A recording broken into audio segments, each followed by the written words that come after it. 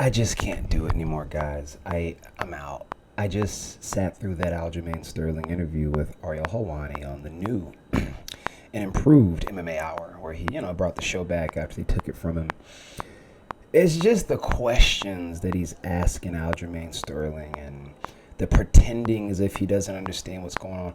As someone who paints himself as such a man of the people and a man of the fan base and someone who knows this and that and is this kind of character, I'll be honest, man, this guy comes across like a rat and a snake to me most times. I've been watching Ariel Helwani since maybe 2009, right? 8, 9, something like that. I was definitely still a younger guy when I started watching his videos. It was back those old days of MMA when you see like Karen Bryant doing videos with Kevin Iole and stuff like that for like Yahoo Hangouts and like the old school post Ultimate Fighter MMA era.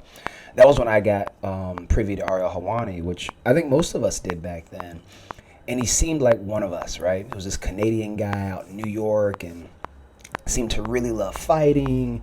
He didn't bog you down with too much of the intricacies of technical execution in fighting, but it was more so the fandom, the part of fighting that anyone could get into, the fun part of the sport that we all love, the pomp, the show, those things that are relatable to you, even if you're not a combateur yourself, but just a fan. If you're just someone who watches fighting and enjoys big shows, big stage, big production, you could get behind the way Ariel Helwani presented the sport.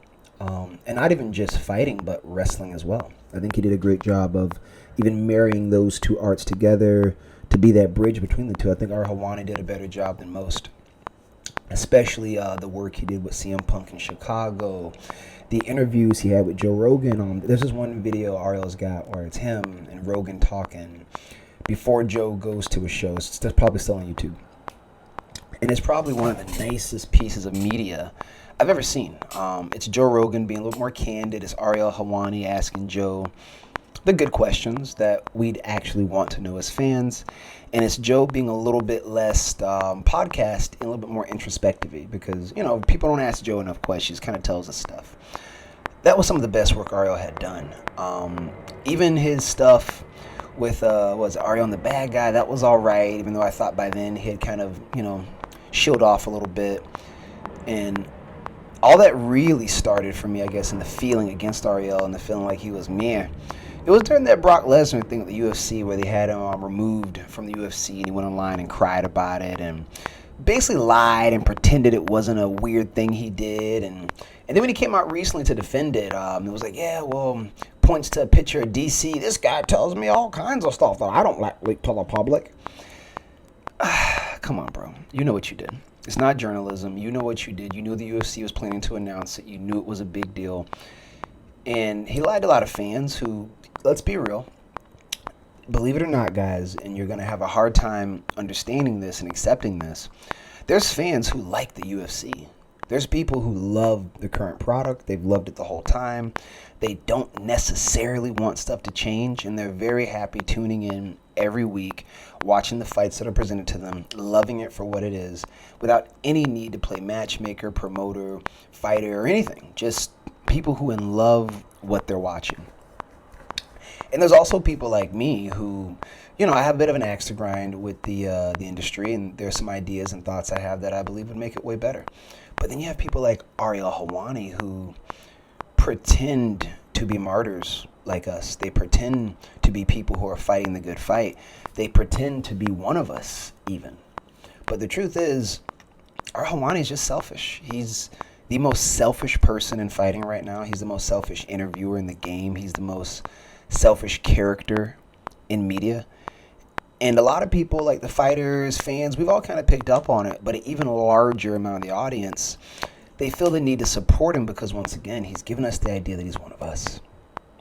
He's given us the idea that some of his success is somehow attached to ours, and we somehow are a part of it. When he succeeds, we get to eat off that plate.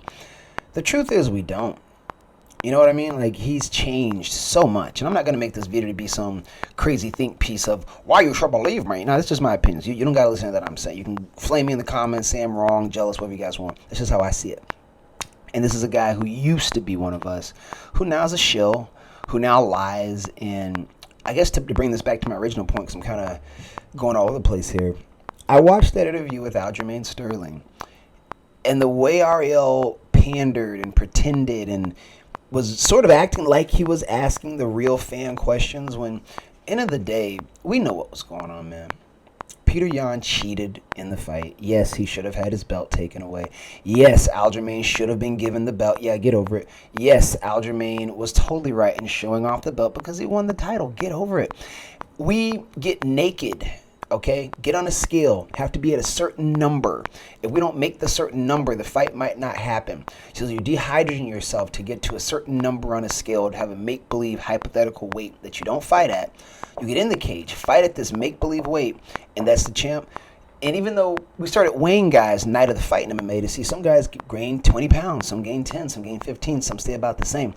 I'm sorry, but that added in with the steroid testing and all the USADA stuff that most of you listening know nothing about.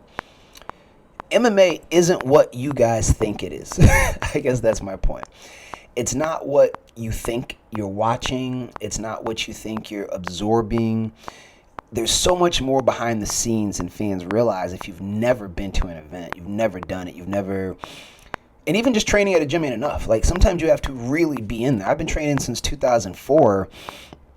And I'm learning more about fighting every time a new level ascends that I find myself into. Every time I find myself in a new level, I'm like, oh, so this is different. This changes. It's stuff that you just can't get at your house, watching it from your TV screen until you've left your house, put some brick and mortar, put some work in the gym, going to a live event, met some fighters, trained with some fighters, had some fights yourself. And I see a lot of guys who just are speaking on the sport, haven't done all that. You know, they've not done the work in the media. They've not done the work in the training. They've not done the work in just the actual fandom, which is where I think Ariel Helwani has failed the most. Is the one area that I could count on him to be an expert in was the fandom part of fighting. And to see someone who used to be one of us sell out, trick us into thinking he's a martyr, to just still be the same shill that we knew he was, I found it disheartening. But yeah, shout out to Ariel Helwani. I'm glad he's doing his thing still. I want to know what you guys think about this. I may do another video in the future, like a more comprehensive video on this topic, because it's just sort of a, I was up in the morning watching the interview and just kind of came to me. If you guys like it, want to hear more content, more thoughts on MMA as a whole, more thoughts of the current state of MMA, let me know. Mondo MMA. Like, comment, subscribe, all that.